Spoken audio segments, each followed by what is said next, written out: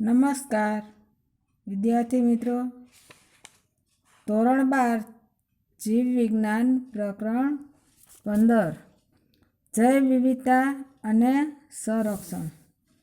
તો મિત્રો, ગયા લેક્ચરમાં આપણે જૈવ વિવિધતાના પ્રતિરૂપો ભાતો, અક્ષાંશીય ઢોળાંશ, નિવસન તંત્ર માટે જૈવ વિવિધતાનું મહત્ત્વ તેમજ જૈવ વિવિધતાની ક્ષતિ કે નુકસાની વિશે ચર્ચા કરી ચૂક્યા.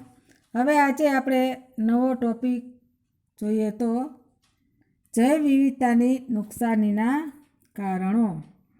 તો અહીંયા બાયોલોજીની બુક આપણે સાથે રાખશું. પેજ નંબર 264 ઉપર જૈવ વિવિધતાની નુકસાનીના કારણો છે એ આપેલા છે, જેના વિશે આપણે આગળ વધીએ તો જાતિ વિલોપન એટલે કે વિલુપ્તતાનો વધતો જતો દર કે જેનો વિશ્વ આજે સામનો કરી રહ્યું છે, તે મુખ્યત્વે માનવ પ્રવૃત્તિઓને કારણે છે. તો આપણે જાણીએ છીએ કે અત્યારે જે માનવ પ્રવૃત્તિ છે એ દિવસે ને દિવસે વધતી જાય છે અને જેને કારણે આ વિશ્વ આજે એનો સામનો કરી રહ્યું છે. અને તેના મુખ્ય 4 કારણો છે.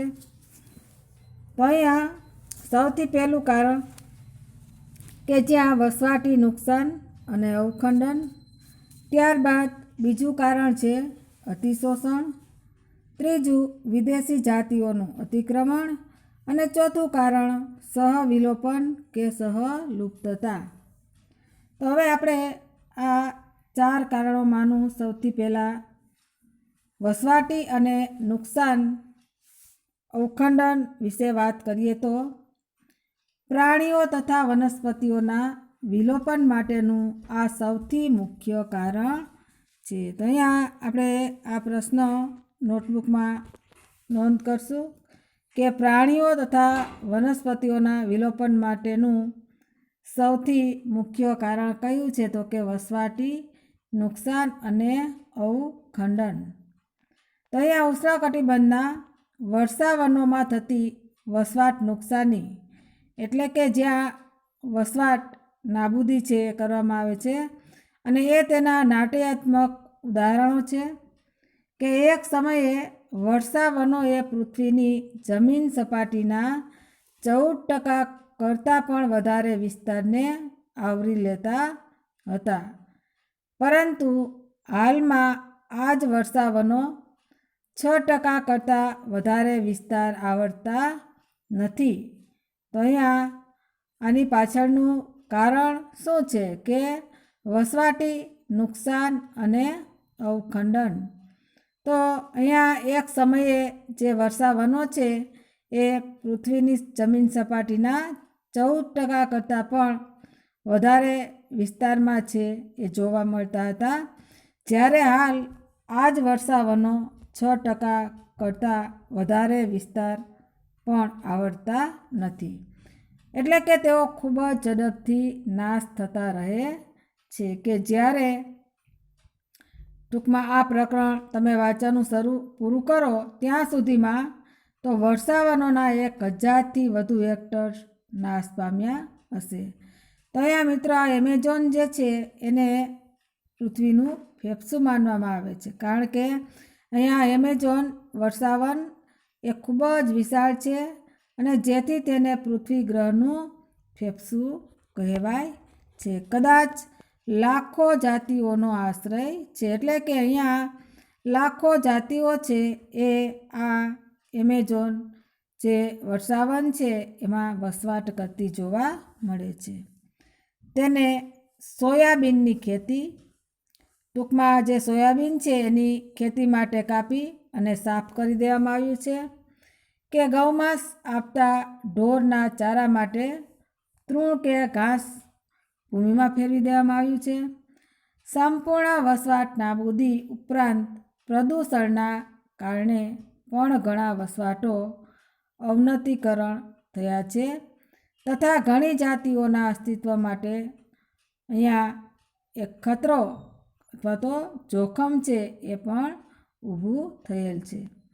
જ્યારે વિવિધ માનવ પ્રવૃત્તિઓને કારણે આ વિશાળ વસવાટો એટલે કે જે વિશાળ નિવાસસ્થાનો છે એ નાના નાના ખંડોમાં કોઈને કોઈ કારણસર વિભાજિત કરી દેવામાં આવે છે અને ત્યારે જ સસ્તનો અને પક્ષીઓને મોટા પ્રદેશોની જરૂરિયાત છે.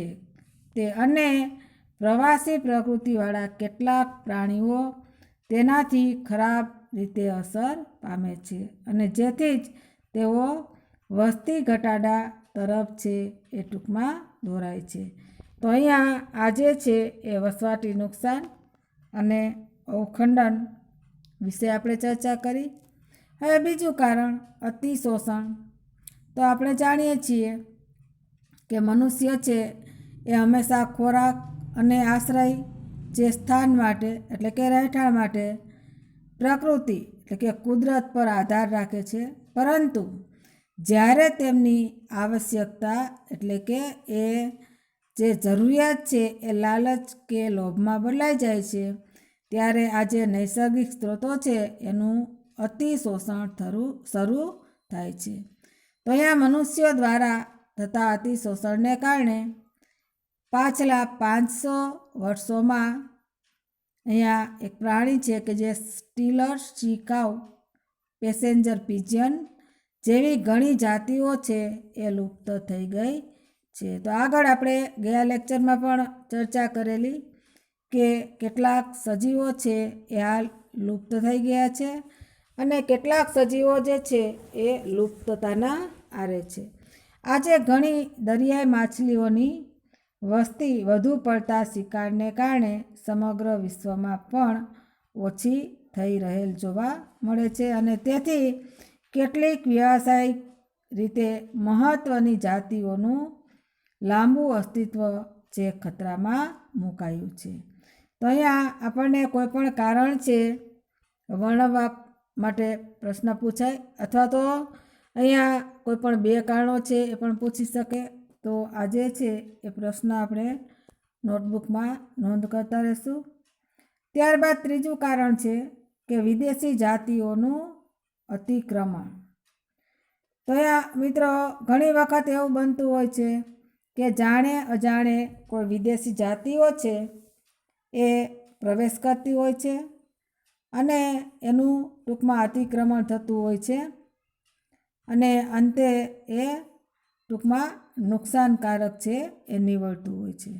તો જ્યારે વિદેશી જાતિઓ અજાણતા કે પછી જાણી જોઈને ઈરાદાપૂર્વક કોઈ પણ આશયથી કોઈ પ્રદેશમાં દાખલ થાય છે ત્યારે તેમનામાંથી કેટલીક જાતિઓ આક્રમક થઈ અને સ્થાનિક જાતિઓમાં ઘટાડો કે તેમના વિલોપનનું કારણ બની જાય છે. એટલે કે અહીંયા જે સ્થાનિક જાતિ છે એમાં આજે વિદેશી જાતિ પ્રવેશ કરે એટલે સ્થાનિક જાતિમાં ઘટાડો કરે છે અથવા તો ઘણી વખત એનું વિલોપન થઈ જતું પણ જોવા મળે છે.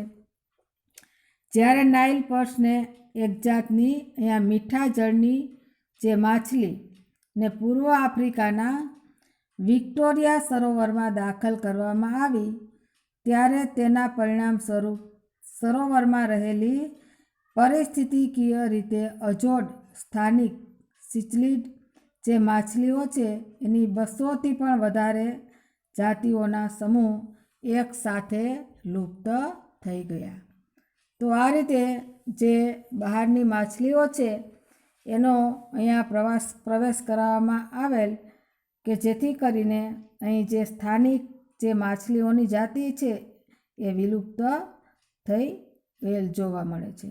તો તમે ગાજર ઘાસ, ગંધારી અને જળકુંભી આ જે વનસ્પતિ છે એ આક્રમક નીંદણ જાતિઓ દ્વારા થતા પર્યાવરણીય નુકસાન અને આપણી સ્થાનિક જાતિઓ માટે ઉદ્ભવેલા ખતરાથી ટૂંકમાં પરિચિત છો કે આ જે જાતિઓ છે એ બહારથી પ્રવેશ કરવામાં આવેલ છે અને જેથી કરીને એક ખતરો છે એ ઊભો કરેલ છે. તો તાજેતરમાં જળચર સજીવ ઉછેરના હેતુ માટે ક્લેરિયસ ગેરીપિનસ નામની એક આફ્રિકન કેટફિશ કે જે ગેરકાયદેસર રીતે આપણી નદીઓમાં લાવવામાં આવી અને હાલમાં આપણી સ્થાનિક જે કેટફિશ માછલીઓ છે એના માટે એક જોખમ છે એ ઊભું થયું છે. તો અહીંયા આજે કેટલાક ઉદાહરણો છે એ પણ આપણે નોંધ કરશું.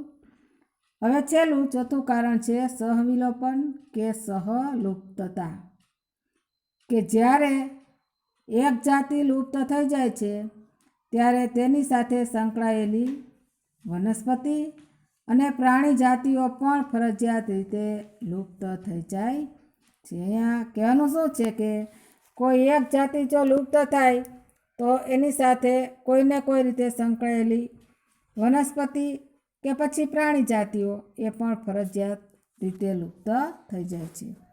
જ્યારે યજમાન માછલીની જાતિ લુપ્ત થાય છે ત્યારે તેના પરોપજીવીઓનું વિશિષ્ટ જૂથ પણ એ જ નિયતિ પૂર્ણ કરે છે. વનસ્પતિ પરાગવાહકની સહોપકારિતા ના સહવાસનો કિસ્સો એ એનું બીજું ઉદાહરણ છે. તો અહીંયા આ ઉદાહરણ છે એની આપણે નોંધ કરશું કે જ્યાં આપણે વાત કરીએ એમ કે એક જાતિ લુપ્ત થઈ જાય ત્યારે તેની સાથે સંકળાયેલી વનસ્પતિ અને પ્રાણી જાતિઓ પણ ફરજિયાત રીતે લુપ્ત થઈ જાય છે. કે જ્યાં યજમાન માછલીની જાતિ લુપ્ત થાય છે ત્યારે તેના પરોપજીવીઓનું જે વિશિષ્ટ જૂથ છે એ નિયતિને પૂર્ણ કરે છે. તો વનસ્પતિ પરાગવાહકની સહોપકારિતા ના સહવાસનો કિસ્સો આપણે વાત કરીએ એમ એક બીજું ઉદાહરણ છે કે જ્યાં એક જાતિનું વિલોપન એ નિશ્ચિતપણે બીજી જાતિના વિલોપન તરફ દોરાય છે. તો અહીંયા આજે છે એ આપણે 4 કારણો છે એની ચર્ચા કરી. તો અહીંયા 4 કારણો છે એ આપણે નોટબુકમાં નોંધ કરી અને તૈયાર કરશું. ત્યાર પછી નવો ટોપિક જોઈએ તો જૈવ વિવિધતાનું સંરક્ષણ, કે આ જે સંરક્ષણ છે એ શા માટે કરવું જોઈએ. તો આપણે જૈવ વિવિધતા સંરક્ષણ શા માટે કરવું જોઈએ તેના ઘણા કારણો છે. કેટલાક સ્પષ્ટ અને બીજા કેટલાક અસ્પષ્ટ છે, પરંતુ બધા સમાન રીતે મહત્વપૂર્ણ છે. તેમને 3 વર્ગમાં વર્ગીકૃત કરી શકાય છે: સંક્ષિપ્ત રીતે ઉપયોગિતાવાદી, વ્યાપક રીતે ઉપયોગિતાવાદી અને નૈતિક.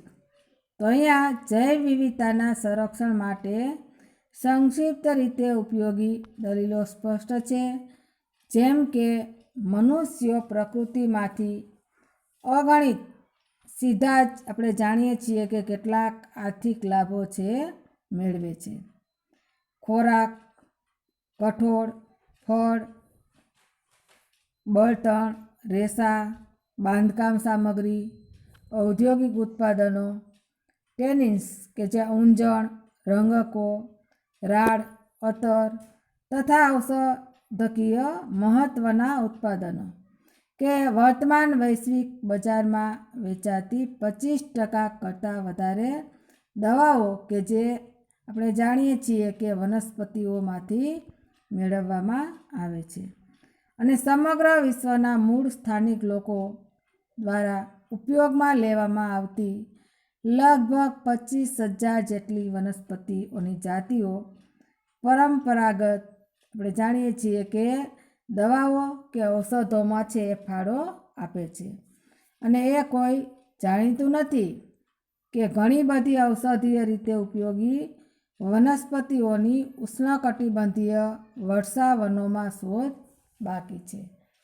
જો સ્ત્રોતો એટલે કે સંશોધનોના વધારા સાથે જૈવ શોધખોળ આર્થિક રીતે મહત્ત્વના ઉત્પાદનો માટે આણ્વિક, જનીનિક અને જાતિ સ્તરે ટૂંકમાં એ વિવિધતાની શોધ કરવામાં આવે તો સમૃદ્ધ જૈવ વિવિધતા ધરાવતા રાષ્ટ્રો તેના વધુ લાભો લેવાની અપેક્ષા રાખી શકે છે. તો અહીંયા વ્યાપક ઉપયોગિતાવાદી દલીલો કહે છે કે પ્રકૃતિ દ્વારા પ્રદાન કરવામાં આવતી ઘણી નિવસન તંત્રકીય સેવાઓમાં જૈવ વિવિધતા મહત્વનો ભાગ ભજવે છે. ખૂબ જ ઝડપથી નાશ પામતા કે ઘટતા જતા એમેઝોન જંગલો કે જે પ્રકાશ સંશ્લેષણ દ્વારા પૃથ્વીના વાતાવરણમાં કુલ ઓક્સિજનના લગભગ 20% જેટલો ઓક્સિજન ઉત્પન્ન કરતા હોવાનો અંદાજ છે. તો અહીંયા હમણાં જ આપણે ચર્ચા કરી કે જે એમેઝોન જંગલ પૃથ્વીનું ફેફસું છે કે જ્યાં આ પૃથ્વીના વાતાવરણમાં કુલ ઓક્સિજનના લગભગ 20% જેટલો ઓક્સિજન છે એ ઉત્પન્ન કરતા હોવાનો અંદાજ છે. તો અહીંયા તમારી કોઈ નજીકની હોસ્પિટલમાં એક ઓક્સિજન સિલિન્ડર પર કેટલો ખર્ચ થાય છે અને તેનાથી તમે એનું કેટલું અનુમાન લગાવી શકો છો.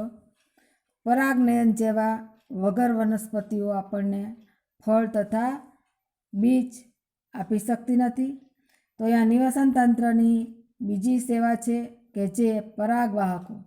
આપણે જાણીએ છીએ કે વનસ્પતિમાં પરાગરજનું વહન કરતા પરાગવાહકો જેવા કે મધમાખી, ભમરા, પક્ષીઓ તથા ચામાચીડિયા અથવા તો કોઈને કોઈ સજીવો દ્વારા નિવસન તંત્રો આપણને પ્રદાન કરે છે. તો પ્રાકૃતિક પરાગવાહકોની મદદ વગર પરાગનયન પૂર્ણ કરવાનો ખર્ચ શું હશે? તો અહીંયા જાણીએ છીએ આ બધું જે છે એ નિવસન તંત્રોમાં કુદરતી છે. તો બીજા અપ્રત્યક્ષ કે અમૂર્ત લાભો પણ છે જે આપણે પ્રકૃતિમાંથી મેળવીએ છીએ, જેમ કે લાકડાના જાડા ગોળવા જે ફેરવીને ચાલવાનો, વન ભ્રમણ દરમિયાન વસંત ઋતુમાં સંપૂર્ણ ખીલેલા પુષ્પો નિહાળવાનો. તો અહીંયા જે વસંત ઋતુમાં સંપૂર્ણ ખીલેલા જે પુષ્પો છે એ નિહાળવાનો પણ એક લહાવો, કે સવારમાં જે આપણે પક્ષીઓ બુલબુલના ગીત સાંભળતા સાંભળતા જાગવાનો સૌંદર્યલક્ષી આનંદ. તો શું આપણે આવી વસ્તુઓ પર કોઈ ભાવસૂચક કિંમત મૂકી શકીએ? તો અહીંયા જૈવ વિવિધતાના સંરક્ષણ માટે નૈતિક દલીલનો સંબંધ છે એ આ પૃથ્વી ગ્રહ પર રહેલી એવી વનસ્પતિઓ, પ્રાણીઓ તથા સૂક્ષ્મજીવોની લાખો જાતિઓ સાથે છે અને જેના આપણે ટૂંકમાં ઋણી છીએ, કે જેમની સાથે આપણે રહીએ છીએ. કે પછી દાર્શનિક કે આધ્યાત્મિક રીતે આપણે એ સમજવાની જરૂર છે કે દરેક જાતિઓ તેનું આંતરિક મૂલ્ય ધરાવે છે, ભલે પછી આપણા માટે તેનું વર્તનમાં કોઈ પણ આર્થિક મૂલ્ય ન હોય, પણ ભવિષ્યની આવનારી પેઢીઓને સારી રીતે સુનિશ્ચિત કરવા તેમજ તેમની સુખાકારી માટે આપણા જૈવિક વારસાનું જતન કરવાની આપણી નૈતિક ફરજ છે એ બને છે. તો અહીંયા આપણે આગળ હવે નવો ટોપિક જોઈએ તો કે આપણે જૈવ વિવિધતાનું સંરક્ષણ કેવી રીતે કરવું જોઈએ. જ્યારે આપણે સમગ્ર નિવસન તંત્રને સંરક્ષિત અને સુરક્ષિત કરીએ છીએ ત્યારે તે જૈવ વિવિધતાના બધા જ સ્તરો પર પણ સુરક્ષિત થઈ જશે. આપણે વાઘને બચાવવા માટે સમગ્ર જંગલને બચાવવું પડે છે. આ અભિગમને સ્વસ્થાન સંરક્ષણ કહે છે. જોકે જ્યારે એવી કોઈ પરિસ્થિતિ હોય કે જ્યાં પ્રાણી અથવા વનસ્પતિનું અસ્તિત્વ જોખમ કે પછી સંકટમાં મુકાયું હોય, કે જ્યાં સજીવો જંગલમાં કે જ્યાં છે ત્યાં નજીકના ભવિષ્યમાં લુપ્ત થવાના અત્યંત વધુ જોખમનો સામનો કરતા હોય છે. તો અહીંયા આજે જ્યાં પ્રાણી છે એ વનસ્પતિનું અસ્તિત્વ જોખમ કે સંકટમાં મુકાયું હોય અને તેને વિલોપનના સંકટમાંથી બચાવવા ત્વરિત છે પગલાં લેવાની આવશ્યકતા હોય ત્યારે બાહ્ય સ્થાન એટલે કે અન્ય જગ્યાએ સંરક્ષણ એ એક ઈચ્છનીય અભિગમ છે. તો અહીંયા એમાં આપણે આગળ સ્વસ્થાન સંરક્ષણની વાત કરીએ તો કે વિકાસ તથા સંરક્ષણની વચ્ચેના સંઘર્ષનો સામનો કરવા છતાં પણ ઘણા રાષ્ટ્રોને અવાસ્તવિક લાગે છે અને તેમની તમામ જૈવિક સંપદાનું સંરક્ષણ કરવાનું આર્થિક રીતે વ્યવહારિક પણ લાગતું નથી.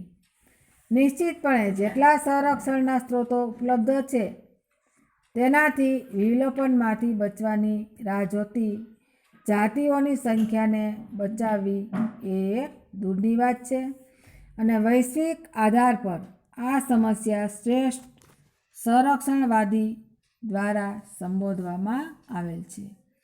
તેઓને મહત્તમ સુરક્ષા માટે ખૂબ જ ઉચ્ચ સ્તરોની જાતિ સમૃદ્ધિ ધરાવતા અને ઉચ્ચ પ્રમાણની સ્થાનિકતા જે તે પ્રદેશ પૂરતી મર્યાદિત હોય અને અન્યત્ર બીજે ક્યાંય જોવા મળતી ન હોય.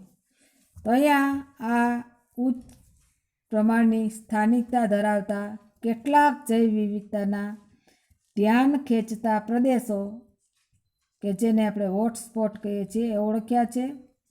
શરૂઆતમાં 25 જૈવ વિવિધતાના આવા હોટસ્પોટની ઓળખ કરવામાં આવી હતી, પરંતુ ત્યારબાદ આ યાદીમાં 9 હોટસ્પોટ વધારે ઉમેરવામાં આવ્યા હતા.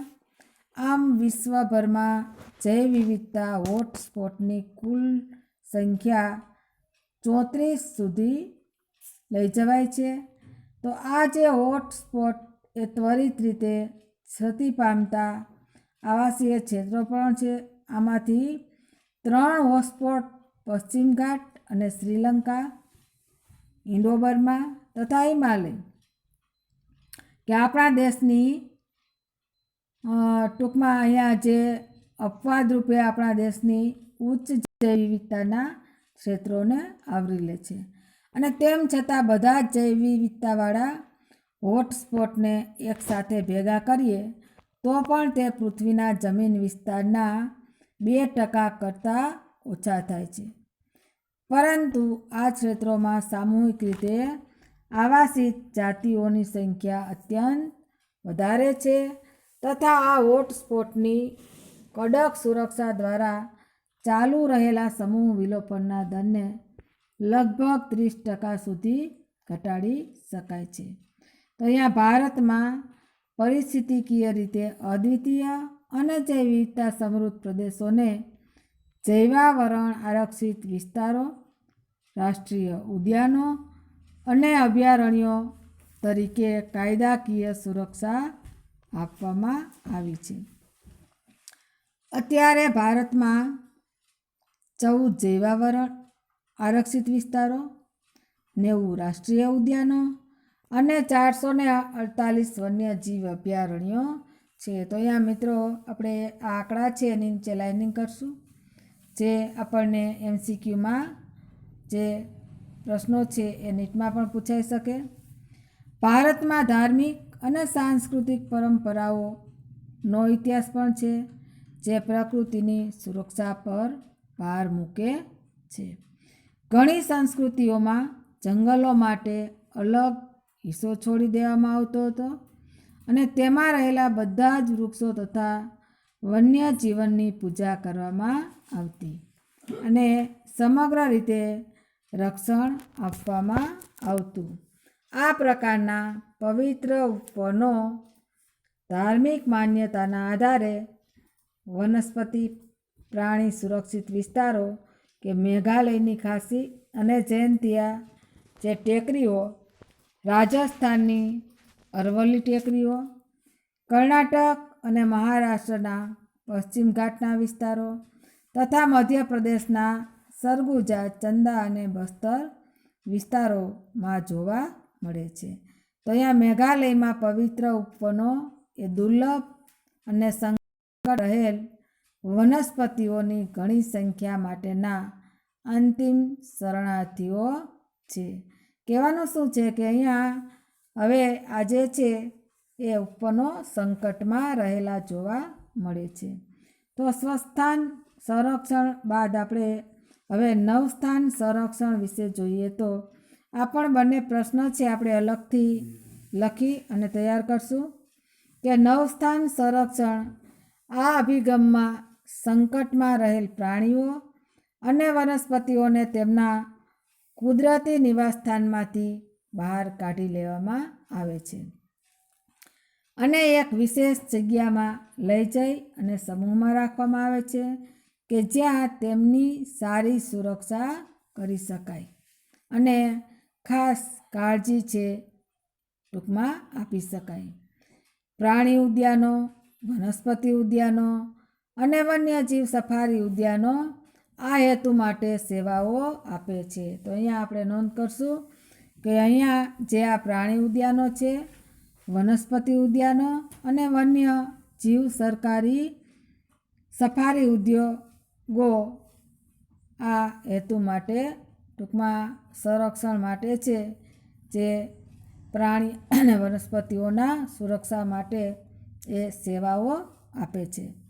એવા ઘણા પ્રાણીઓ કે જે જંગલોમાં વિલુપ્ત થઈ ગયા છે, પરંતુ એને પ્રાણી ઉદ્યાનોમાં જાળવી રાખવાનું ચાલુ છે. તો હાલ આ રીતે ઘણી સેવાઓ ઉપલબ્ધ કરી અને કોઈને કોઈ રીતે પ્રાણી કે પછી વનસ્પતિઓ જે છે એને જાળવી રાખવાના પ્રયત્નો ચાલુ છે. તાજેતરના વર્ષોમાં સંકટમાં રહેલી ઘણી જાતિઓને તેમના ભયજનક દાયરામાં રાખ્યા સિવાય, એટલે કે સંકટમાં મુકાય તે પહેલાં અગાઉથી જ બાહ્ય સ્થાન સંરક્ષણ આપી દેવામાં આવે છે. એટલે કે હજી જે સંકટ ઊભા થાય એની પહેલાં જ એમાં બાહ્ય સ્થાન સંરક્ષણ જે છે એ ઊભું કરવામાં આવે છે અને હાલમાં સંકટમાં રહેલી જાતિઓના જન્યુઓની ક્રાયો પ્રિઝર્વેશન તકનીકીઓ, એટલે કે આ જે જન્યુઓ છે એને -196° તાપમાને ટૂંકમાં એને જાળવી રાખવામાં આવે છે. એટલે કે અનિશ્ચિત સમય માટે સંગ્રહ કરવાની આ એક પદ્ધતિ છે.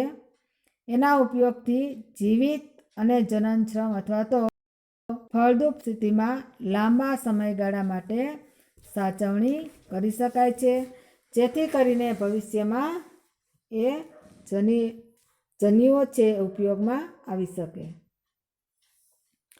તો અહીંયા આજે સંગ્રહ કરવાની પદ્ધતિનો ઉપયોગ છે, એનાથી જીવિત અને જનનશ્રમ અથવા તો ફળદ્રુપ સ્થિતિમાં લાંબા સમય માટે સાચવણી કરી શકાય છે. એવી જ રીતે ઈંડાને કૃત્રિમ રીતે ફલિત કરી શકાય છે અને વનસ્પતિઓને પેશી સંવર્ધન પદ્ધતિઓના ઉપયોગથી પ્રસર્જિત કરી શકાય છે. તો અહીંયા જે વનસ્પતિઓ છે એમાં પણ પેશી સંવર્ધન કરવામાં આવે છે, જે આપણે આગળના ચેપ્ટરમાં પેશી સંવર્ધન વિશે ચર્ચા કરી ચૂક્યા છીએ. વ્યાપારિક ધોરણે મહત્ત્વની વનસ્પતિઓના વિભિન્ન જનીનિક જાતોના બીજને બીજ બેંકોમાં લાંબા સમય માટે ટૂંકમાં લાંબા સમયગાળા માટે રાખી શકાય છે. તો અહીંયા જેમ બ્લડ બેંક છે, પૈસા માટેની જે બેંક છે, એવી જ રીતે કેટલીક જે વનસ્પતિઓની વિભિન્ન જનીનિક જાતો છે કે જેના બીજને બીજ બેંકોમાં લાંબા સમય માટે સાચવી રખાય છે કે પછી જ્યારે જરૂર પડે ત્યારે એને ઉપયોગમાં લઈ શકાય છે.